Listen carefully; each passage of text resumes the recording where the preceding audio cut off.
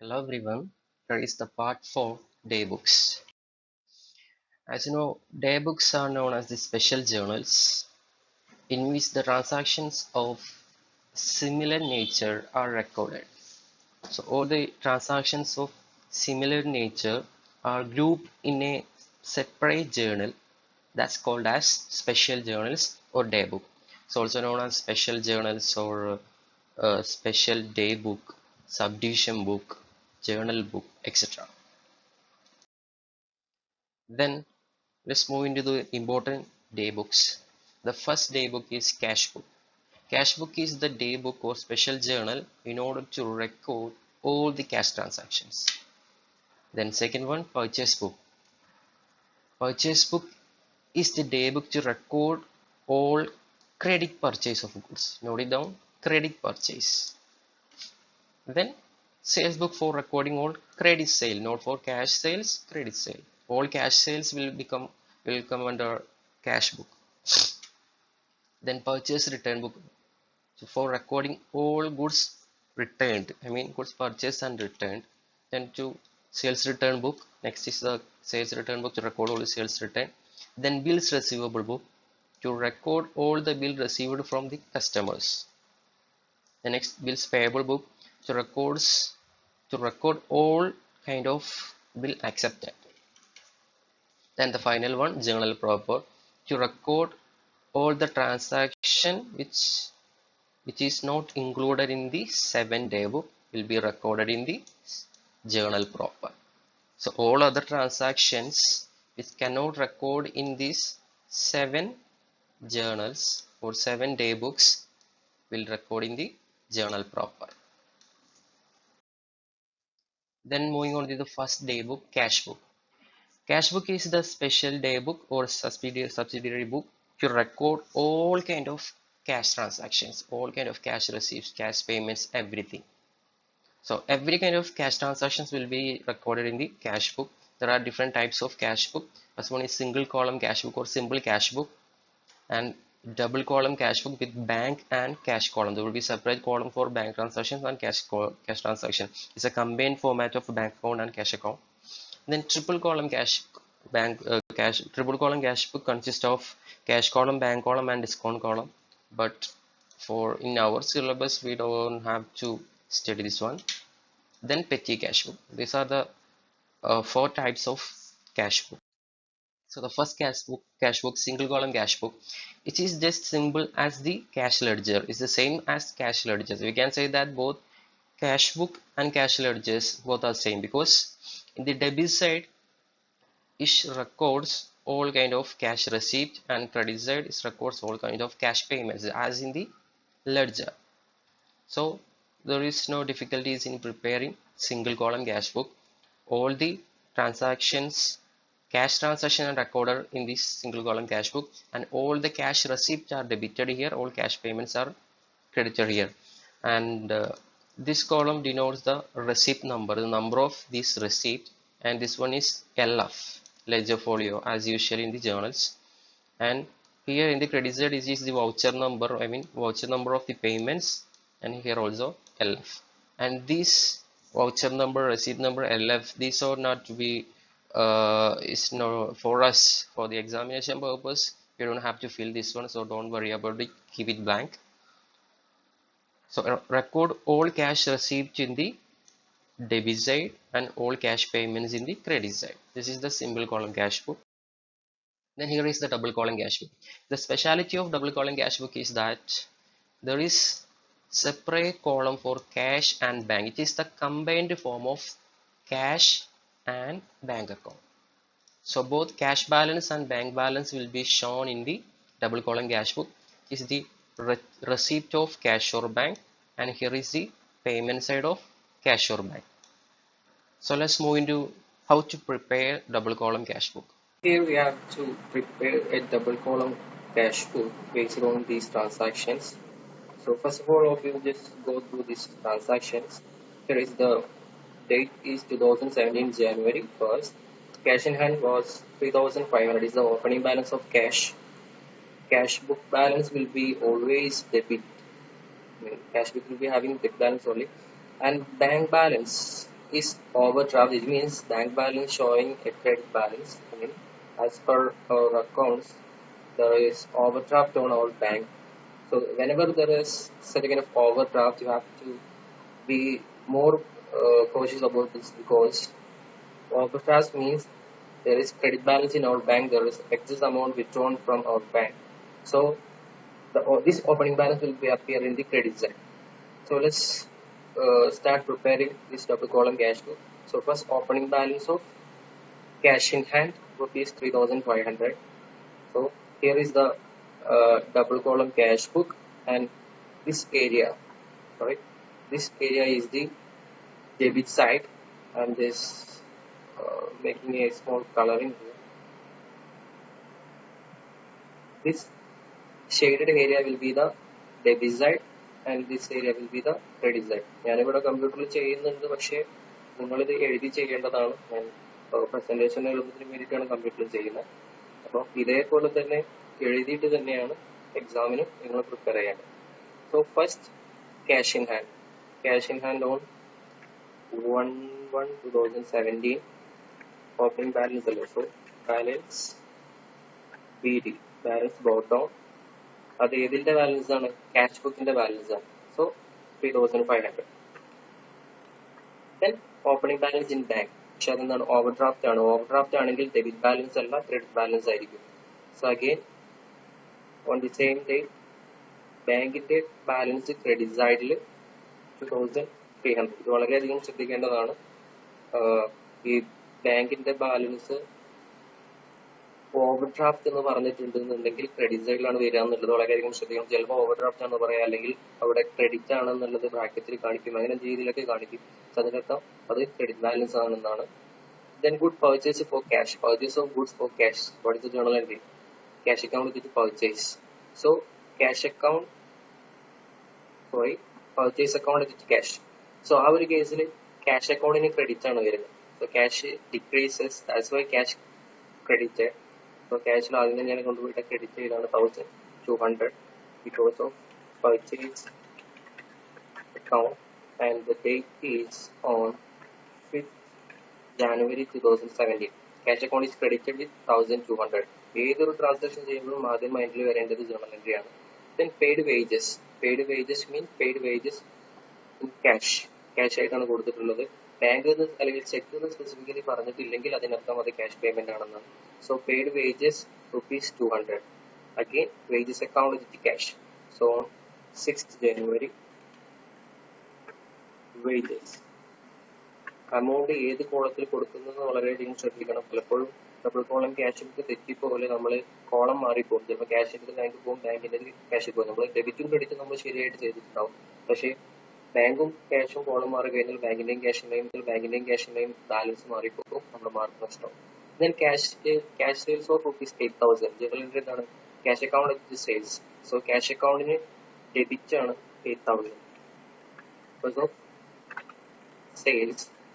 sales account, and the date is 6th January 2017. So cash account debit one. Then deposited into bank. Deposited into bank means another contra entry. So contra entry വളരെയധികം ശ്രദ്ധിക്കണം. Contra entry means an entry which will appear on the both sides of double column cash. Debit side വരും, credit side വരും. അത് എന്തുകൊണ്ടാണ് വരുന്നത്? contra entry എന്താണെന്ന് ആലോചിക്കുക. Deposited into bank. Bank balance increases, cash balance decreases. So journal entry എന്താണ്? Bank account debtor to cash account. ഇതാണ് journal entry. അപ്പൊ ഈ ജേർണൽ എൻട്രി നിങ്ങളൊന്ന് അപ്ലൈ ചെയ്ത് നോക്കി. ബാങ്ക് അക്കൗണ്ടിൽ ഡെബിറ്റ് ആണ് 6,000. So here is the debit side of bank account 6,000. എങ്ങനെയാണ് അവിടെ ഡെബിറ്റ് വന്നത്? Because of cash account. And the date is on 7th January 2017.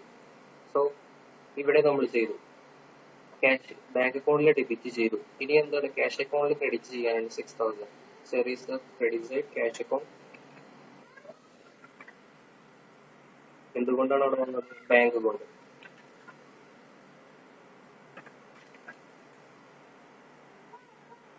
And the date 7/1/17. Contra entry highlight ചെയ്യാൻ വേണ്ടിയിട്ട് ഞാനതിനെ റെഡിങ് ചെയ്യാണ്. കോൺട്രാ എൻട്രീസ് ശ്രദ്ധിക്കണം, കോൺട്രാ എൻട്രീസ് പ്രത്യേകം ശ്രദ്ധിക്കണം.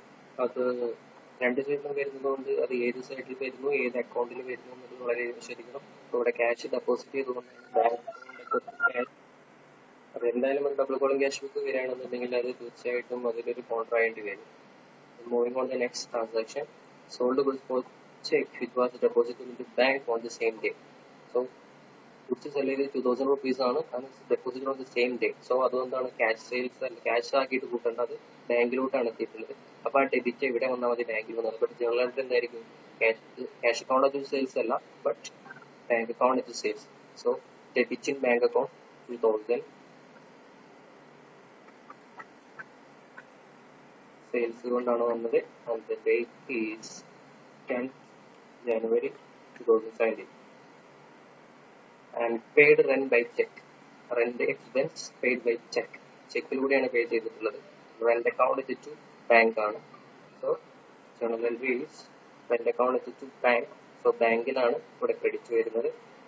Amount is 1200. Rent account and the date 15th January 2017. And next, drew from bank for personal use. So drawings account to bank, from bank. He withdrawn cash from bank. So again crediting bank account. Go to drawings and the date is 18th January 2017. The next, bought goods by check. Again purchase by check. Purchase account to bank. So again crediting bank 1000. For purchase and the date is 20th January 2017. Here we have posted all the transactions here. Then next we have to balance the account. So balance ചെയ്യാൻ മുമ്പ് നമ്മൾ ആദ്യം balance ചെയ്യേണ്ടത് cash account ആണ്. ശ്രദ്ധിക്കണം, cash account എപ്പോഴും debit side ആയിരിക്കും കൂടുതൽ. ഡെബിറ്റ് സൈഡ് ഡിനോട്ട് ചെയ്യുന്നത് റെസിപ്റ്റ് ആണല്ലോ. സോ ക്യാഷ് അക്കൗണ്ടിന് എപ്പോഴും കൂടുതൽ ഡെബിറ്റ് സൈഡ് തന്നെ ആയിരിക്കും. അതുകൊണ്ട് ആദ്യം ഡെബിറ്റ് സൈഡിന്റെ ടോട്ടൽ ചെയ്താൽ 8000 plus 3500 11,500. Then credit side total നോക്കാം. Credit side is 1200 and 200 600, total 7400 ആണ് വരുന്നത്. അപ്പോൾ ഏതായാലും ഹയർ എമൗണ്ട് ആണ് നമ്മൾ രണ്ട് സൈഡിലും വരുന്നത് ബാലൻസ് ചെയ്യാൻ വേണ്ടിയിട്ട്. Then the difference, എത്രയാണ് ഡിഫറൻസ് ഉള്ളത്? 11,500 minus credit side total 7,400. So 4,100 is the balance CD of cash. Then ഇനി നെക്സ്റ്റ് നമ്മൾ ബാങ്ക് അക്കൗണ്ടിലോട്ട് പോകണം. ബാങ്കിൽ ചിലപ്പോൾ ഡെബിറ്റ് ബാലൻസ് വരാം, ക്രെഡിറ്റ് ബാലൻസ് വരാം. അപ്പോൾ ആദ്യം രണ്ടും ഉറപ്പായിട്ട് നോക്കാം. ഇവിടെ ഡെബിറ്റ് സൈഡിൽ 8,000 ആണ്. ദെൻ ക്രെഡിറ്റ് സൈഡിൽ 1 2 3 4 4,500 വരുന്നുള്ളൂ. So debit side is higher. So 8,000 is higher, and again higher amount is in both sides, and the difference will be the balance. Difference is the 8,000 minus total of credit side. So 3,000, 4,000, 5,000, 5,500 minus 5,500. We got the balance 2,500. Balance as per bank. അപ്പോൾ രണ്ട് അക്കൗണ്ടിലും ഇവിടെ debit balance തന്നെയാണ്. So അപ്പോൾ ഈ രീതിയിലാണ് നമ്മൾ double column cash book prepare ചെയ്യുന്നത്. അപ്പോൾ double column cash book prepare ചെയ്യുമ്പോൾ വളരെയധികം ശ്രദ്ധിക്കാനുള്ളത്, ആദ്യം debit and credit side determine ചെയ്യുക. ദെൻ ബാങ്ക് ഓർ ക്യാഷ്, രണ്ടും അങ്ങോട്ടും ഇങ്ങോട്ടും മാറിപ്പോകാനുള്ള ചാൻസ് വളരെയധികം ഉണ്ടാവും. വളരെയധികം ശ്രദ്ധിച്ചിട്ട് ചെയ്യേണ്ടതാണ്. അതുപോലെ തന്നെ നമുക്കറിയാം ഡബിൾ കോളം ക്യാഷ് ബുക്കിന്റെ സ്ട്രക്ചർ. അപ്പോൾ ഫസ്റ്റ് ഡെബിറ്റ് സൈഡ് ഡിനോട്ട് ചെയ്യുന്നത് റെസീപ്റ്റ് സൈഡിനെയാണ്. Date receipt R number means receipt number ആണ്. റെസീപ്റ്റ് നമ്പർ ഒന്നും നമുക്ക് എക്സാമിന് തരില്ല. നമ്മൾ പ്രോബ്ലത്തിൽ തന്നിട്ടുണ്ടെങ്കിൽ മാത്രം എഴുതാം. മിക്കവാറും അതൊന്നും തരുന്നുണ്ടാവില്ല. ലെഡ്ജർ ഫോളിയോ നമുക്ക് അത് പ്രാക്ടിക്കലി ചെയ്യുമ്പോഴുള്ളതാണ്, നമുക്കത് സ്കിപ്പ് ചെയ്യാം. അതുപോലെ cash out time. Then again credit സൈഡിലുണ്ട് V N means stand for voucher number. Then LF stand for ledger folio. അപ്പോൾ ഇതൊന്നും നമ്മൾ സ്കിപ്പ് ചെയ്തിട്ട് പോകാം. ജസ്റ്റ് കോളം പ്രൊവൈഡ് ഇട്ടാൽ മതി. പ്രോബ്ലം ചെയ്യുമ്പോൾ സ്റ്റേറ്റ്മെന്റ് അതിന്റെ എക്സാക്ട് രൂപത്തിൽ തന്നെ ചെയ്യുക. സ്റ്റേറ്റ്മെന്റിന് വളരെയധികം ഇമ്പോർട്ടന്റ് ഉണ്ട്. അപ്പോൾ വളരെ ഈസി ആയിട്ട് ചെയ്യാൻ കഴിയുന്ന ഒരു പ്രോബ്ലം ആണ്. ചിലപ്പോൾ 8 മാർക്കിന് വരെ ഡബിൾ കോളം ക്യാഷ് ബുക്ക് ചോദിക്കാൻ ചാൻസ് ഉണ്ട്. So one of the easiest ക്വസ്റ്റ്യനുമാണ് മോസ്റ്റ് എക്സെപ്റ്റഡ് എക്സ്പെക്റ്റഡ് ക്വസ്റ്റ്യൻ കൂടിയാണ്. സോ ഒരിക്കലും മിസ് ചെയ്യരുത്, വളരെ നന്നായിട്ട് പ്രാക്ടീസ് ചെയ്യും. Then here is petty cash book. Petty cash book is a cash book in order to record small payments like payments in small denomination, just payment like telephone, taxi fares, cartages, and simple expenses. So petty cash book is a kind of cash book which is used to record small payments. So there is a system called Impress system of petty cash book. Impress system refers to a fixed amount of advance to the petty cashier at the beginning of a period. It's a system which gives a fixed amount of advance.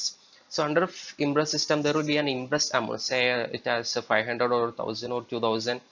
That amount is to be there every time. I mean the closing and opening time. So after incurring certain expenses for a period, this impressed amount will get reimbursed by from the cash department, and the amount of opening balance and closing balance as per petty cash book will be same. And the petty cash book can be also two types, simple petty cash book and analytical petty cash book. So moving into the petty cash book problem. So here we got an illustration to prepare analytical petty cash flow. This is here we have the transactions or petty cash expenses. Then have drawn a petty cash book here. This is the analytical petty cash book. This area is termed as simple petty cash book. Then if you want to draw an analytical petty cash book, you have to draw this area. This area is the simple petty cash. It consists of receipts, dates, voucher number, then particulars, which means expenses, then amount of petty expenses. This is the receipt, petty receipt or the opening balance. If you are following Impress system, the same opening balance should be there at the time of closing also. So as per under the Impress system, the petty cashier will be receiving an advance amount, a fixed advance amount. So here the Impress system or Impress amount is 2000. So at the time of starting, the Impress amount will be 2000. The date is 1st January 2020. So this is the opening balance. Opening balance or balance sheet, whatever you can. So under Impress system, the same amount should be there at the time of closing also. So whatever the amount spent should be collected from the cashier, and the balance as per petty cash book should be 2000 itself. That's the specialty of Impress system. Then analytical petty cash book എന്ന് പറയുമ്പോൾ അതിന്റെ expense analyse ചെയ്യുന്നു മാത്രം. Simple petty cash book ആണെങ്കിൽ ഈ ഒരു area മാത്രം മതി, ഓരോരോ ഐറ്റംസ് അതിന്റെ അമൗണ്ട് എഴുതുന്നത് തന്നെ ടോട്ടൽ മാത്രം മതി. In case of analytical petty cash book നമ്മൾ ഓരോരോ എക്സ്പെൻസുകളും അനലൈസ് ചെയ്യണം.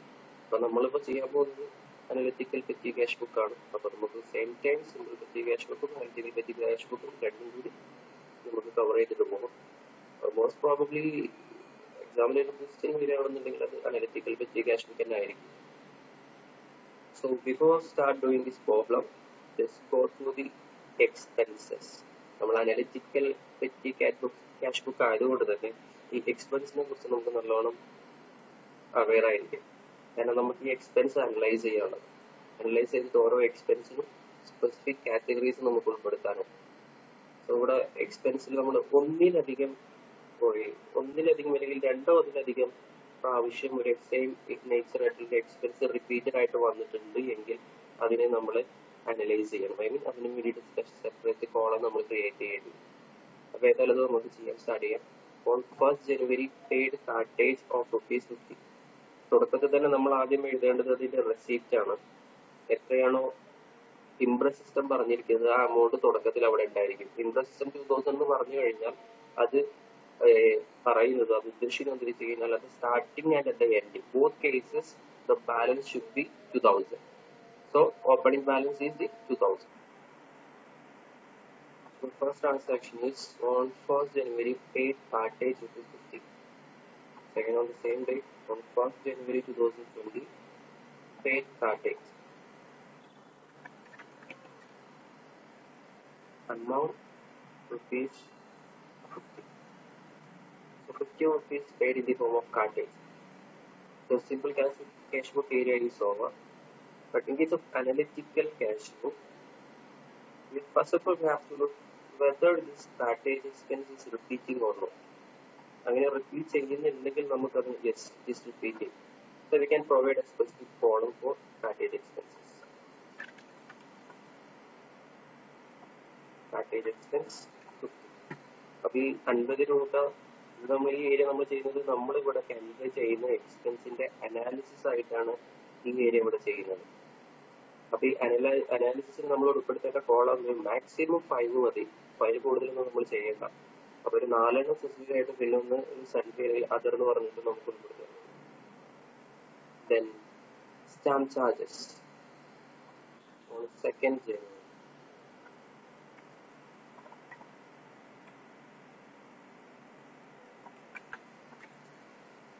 Stamp charges rupees 10.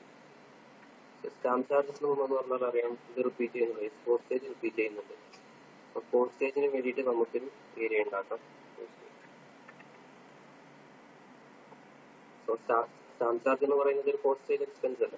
So 10 rupees പോസ്റ്റേജിലുണ്ട്. Next bus fare on 2nd.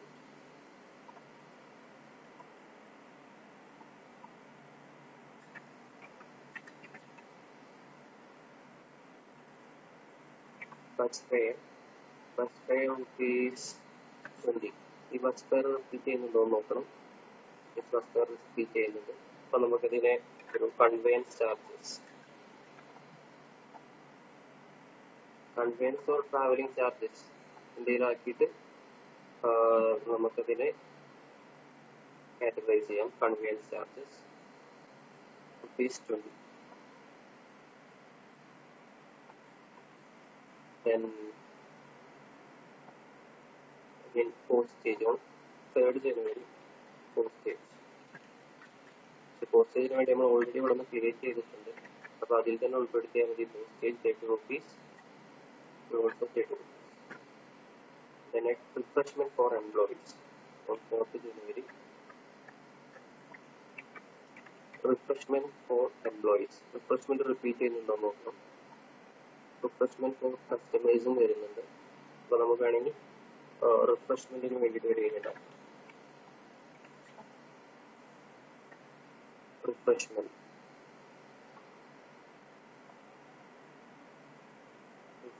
for employees 80 rupees. So refreshment expenses 80 rupees. The next courier charges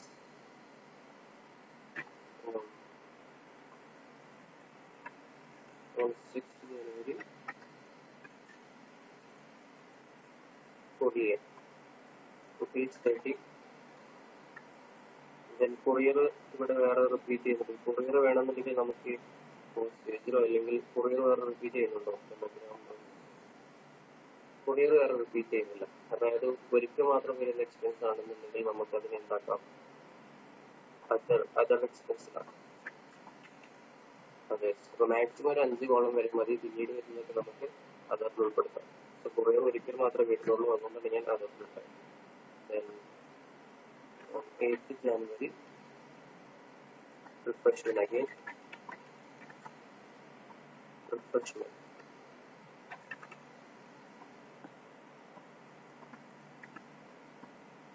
rupees 50. Refreshment charges rupees 50. Then again on 10th January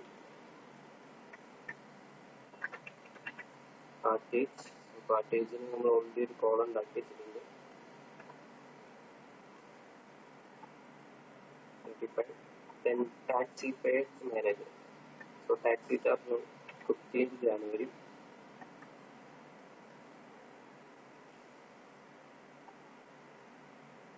Taxi charge 70 rupees. ഇവിടെ നമ്മൾ conveyance ഉണ്ടാക്കിയിട്ടുണ്ട്. Combines എന്ന് പറയുമ്പോൾ എല്ലാ യാത്രാ ചെലവുകളും അതിൽ ഉൾപ്പെടുത്താം. Then 18 stationery.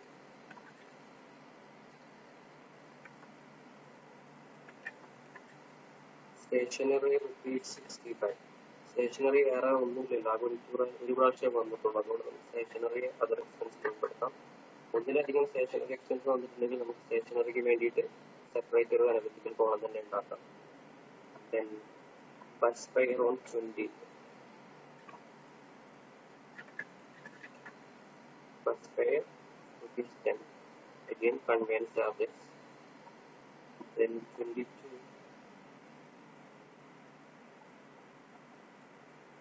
Fax charges. Fax 30.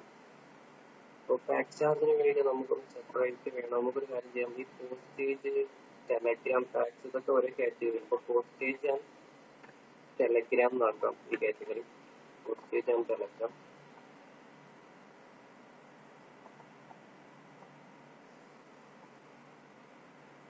ഞാനത് പോസ്റ്റേജ് ആൻഡ് ടെലഗ്രാം ആക്കിയിട്ടുണ്ട്. അപ്പോൾ നമുക്ക് ഫാക്സ് ചാർജ് അതിൽ ഉൾപ്പെടുത്താൻ പറ്റും. 80. Then on 25th January Telegram,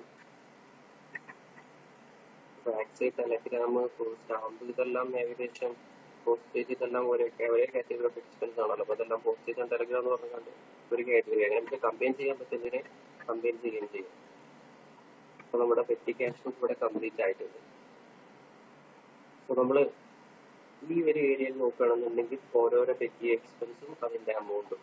നമ്മളോട് ഒരു സിമ്പിൾ പെറ്റി ക്യാഷ് ബുക്ക് ഉണ്ടാക്കാനാണ് പറഞ്ഞിട്ടുള്ളതെങ്കിൽ ഈ ഏരിയയിൽ മാത്രം മതി. ഈ അനലിറ്റിക്കൽ പെറ്റി ക്യാഷ് ബുക്ക് ഉണ്ടാക്കാൻ പറയുമ്പോഴാണ് നമുക്ക് ഇതെല്ലാം, അതായത് ഈ അനലിറ്റിക്കൽ ഏരിയ കൂടി വേണ്ടി വരുന്നത്. സോ ദിസ് ഈസ് ദ ഈ മാർക്കറ്റ് ഏരിയയാണ് സിമ്പിൾ പെറ്റി ക്യാഷ് ബുക്ക്.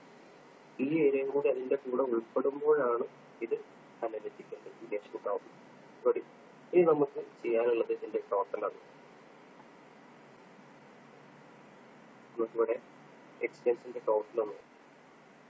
ഞാനിവിടെ ടോട്ടൽ ചെയ്യാൻ പോവാണ്. അത് നമ്മുടെ ടോട്ടൽ എക്സ്പെൻസ് കോളം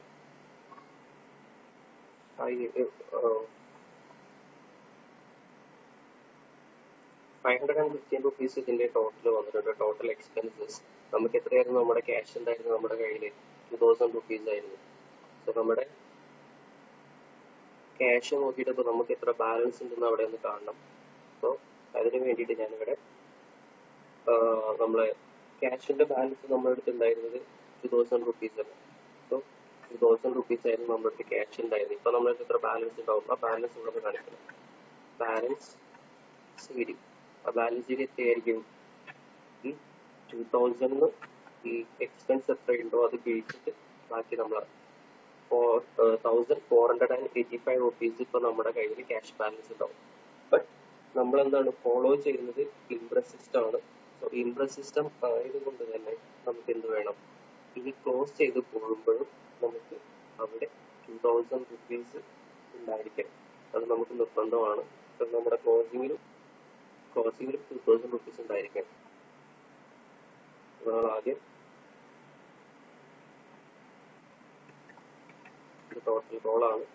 നമുക്ക് എഴുതുമ്പോഴും ടോട്ടൽ കോളൊക്കെ നല്ല രീതിയിൽ ഹൈലൈറ്റ് ചെയ്യപ്പെടണം. ടോട്ടൽ ചെയ്യുമ്പോൾ നമുക്ക് രണ്ട് സൈഡ് പേയ്മെന്റ് സൈഡിൽ റിസീപ്റ്റ് സൈഡാണ്. രണ്ട് സൈഡിന്റെയും ടോട്ടൽ എഴുതാം. ഇപ്പൊ നമുക്ക് ബാലൻസ് ഉള്ളത് 1495 രൂപയാണ്. സോ എന്റെ ഗ്രാൻഡ് ടോട്ടൽ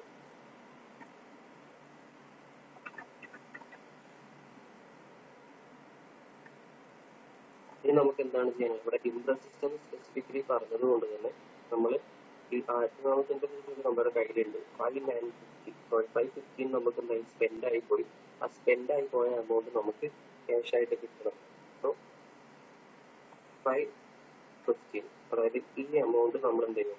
നമ്മുടെ അക്കൗണ്ടൻസിന്റെ അടുത്ത് പോയിട്ട് 815 രൂപ കഴിഞ്ഞ മാസം പെറ്റി ക്യാഷ് എക്സ്പെൻസ് വന്നിട്ടുണ്ട്.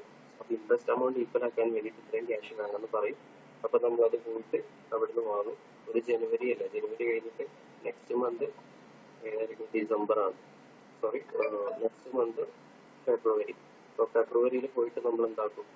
അവിടെ നിന്ന് ഫെബ്രുവരി 1 നമ്മളെ ക്യാഷ് തികയ്ക്കാൻ വേണ്ടിയിട്ട് നമ്മൾ 515 രൂപ വാങ്ങും.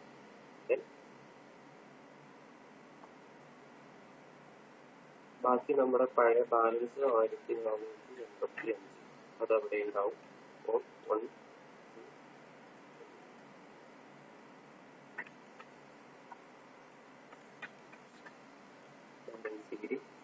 ഈ 515 എന്താണ് നമ്മൾ ക്യാഷ് ആയിട്ട് വാങ്ങുന്നതാണ്. ഇതോടുകൂടിയാണ് നമ്മുടെ പ്രോബ്ലം കംപ്ലീറ്റ് ആവുന്നത്. സോ ഇൻട്രസ്റ്റ് സിസ്റ്റം ആകുമ്പോൾ ഈ താഴത്തെ ഈ ഒരു ഏരിയ ഒന്ന് ശ്രദ്ധിക്കണം. നമ്മൾ എത്ര ക്യാഷ് ഈ പ്രാവശ്യം സ്പെൻഡ് ചെയ്തോ അത്രയും എമൗണ്ട് നമ്മൾ പോയിട്ട് ക്യാഷുമായിട്ട് വാങ്ങും. എന്നിട്ടിപ്പോൾ ഇത് കൂട്ടുമ്പോൾ എത്ര 2000 തന്നെയായി, നമ്മുടെ ബാലൻസ് 2000 തന്നെയായി. ഒരു ഇൻട്രസ്റ്റ് സിസ്റ്റത്തിന്റെ കേസിൽ ഈ ഒരു ഏരിയ ഒന്നുമല്ല നമ്മൾ ശ്രദ്ധിക്കണം. എത്ര ക്യാഷ് നമ്മൾ സ്പെൻഡ് ചെയ്തോ, ഇപ്പൊ 2000 രൂപ നമ്മുടെ കയ്യിൽ ഉണ്ടായിരുന്നു, അതിൽ നിന്ന് 515 രൂപ നമ്മൾ സ്പെൻഡ് ചെയ്തു, ബാക്കി നമ്മുടെ കയ്യിൽ 1485 ഉള്ളൂ. അപ്പൊ ഇൻട്രസ്റ്റ് സിസ്റ്റം എന്ന് പറയുന്നത് നമ്മൾ ക്യാഷ് അഡ്വാൻസ് വാങ്ങിയിട്ട് സെയിം എമൗണ്ട് തന്നെ നമ്മളോട് കീപ്പ് ചെയ്യണം. അപ്പൊ നമ്മൾ ചെലവാക്കിയിട്ടുള്ള 515 രൂപ നമ്മൾ ക്യാഷിന്റെ അടുത്ത് നിന്ന് പോയിട്ട് വാങ്ങും. എന്നിട്ട് അതും കൂടി ഇവിടെ കൊണ്ടുവരുമ്പോൾ പഴയ 1485 കൂടി കൂട്ടുമ്പോൾ നമ്മുടെ അടുത്ത് ഇൻട്രസ്റ്റ് സിസ്റ്റം ഈക്വൽ ആവും.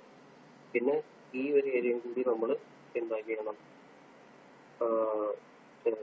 കൂട്ടാൻ മറക്കരുത്, അത് ടോട്ടൽ ചെയ്തിടണം. അതായത് അനലിറ്റിക്കൽ എക്സ്പെൻസ് എന്തൊക്കെയാണെന്നുള്ളത്. അപ്പൊ ടോട്ടൽ നമുക്ക് കാർട്ടേജ് എക്സ്പെൻസ് ആയിട്ട് 85 റുപ്പീസും പോസ്റ്റേജ് ആൻഡ് ടെലഗ്രാം എക്സ്പെൻസ് ആയിട്ട് 105ഉം കൺവെയൻസ് എക്സ്പെൻസ് 100, റിഫ്രഷ്മെന്റ് എക്സ്പെൻസ് ആയിട്ട് 180, ദെൻ അതർ എക്സ്പെൻസ് ആയിട്ട് 95.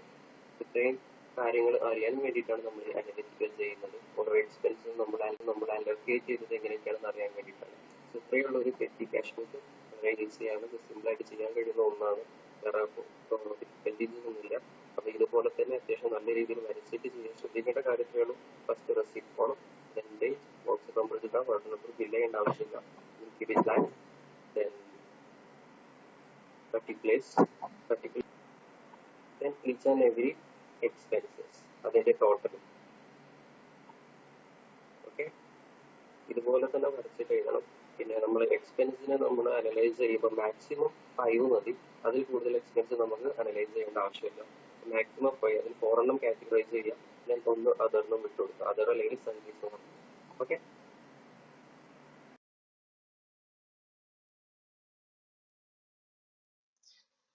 Then purchase daybook or purchase journal. It is just simple as any other daybooks. This purchase daybook records all the credit purchase. This is the only thing which you have to keep in mind. Record all kind of credit purchase. അപ്പോൾ ഇതിൽ credit purchase മാത്രമേ record ചെയ്യപ്പെടുള്ളൂ. ബാക്കി cash purchase എല്ലാം വരല് purchase ബുക്കിലാണ്, cash ബുക്കിലാണ്. Then ഇതിന്റെ supporting document അല്ലെങ്കിൽ source document എന്ന് പറയുന്നത് ഇതിന്റെ ഇൻവോയ്സ് ആണ്, പർച്ചേസ് ഇൻവോയ്സ് ആണ്. അപ്പോൾ ഇതെല്ലാം വളരെ സിമ്പിൾ ആണ്. ജസ്റ്റ് ഒരു പർച്ചേസ് ഡേ ബുക്ക് എന്ന് പറഞ്ഞു കഴിഞ്ഞാൽ ഇപ്പോൾ പാർട്ടി ആരാണ്, അതേപോലെ തന്നെ അതിന്റെ LF, ദെൻ നമുക്ക് ക്വാണ്ടിറ്റി വേണമെങ്കിൽ കാണിക്കാം, ദെൻ ക്വാണ്ടിറ്റി പ്രൈസ് കാണിക്കാം, ദെൻ ടോട്ടൽ എമൗണ്ട്. ഇത്ര മാത്രമാണ് ഒരു പർച്ചേസ് ഡേ ബുക്ക്. ഡയറക്റ്റ്ലി ഇതിലോട്ട് അങ്ങോട്ട് പേസ്റ്റ് ചെയ്താൽ മതി. ഒരു പർച്ചേസ് ഡേ ബുക്കിലൂടെ ഡയറക്റ്റ്ലി ഇവിടുന്ന് അങ്ങോട്ട് പേസ്റ്റ് ചെയ്യാം. ഓരോരോ ട്രാൻസാക്ഷൻസ് എടുത്ത് പോസ്റ്റ് ചെയ്താൽ മതി. അപ്പോൾ അത് ഒരു ഡിഫിക്കൽട്ട് ടാസ്ക് അല്ല, ബുക്കിൽ നോക്കിയാൽ ഒന്നും കൂടി വെരിഫൈ ചെയ്യാൻ പറ്റുന്നു. Then sales dashbook, as the purchase dashbook is only credit sales are recorded in the sales dashbook.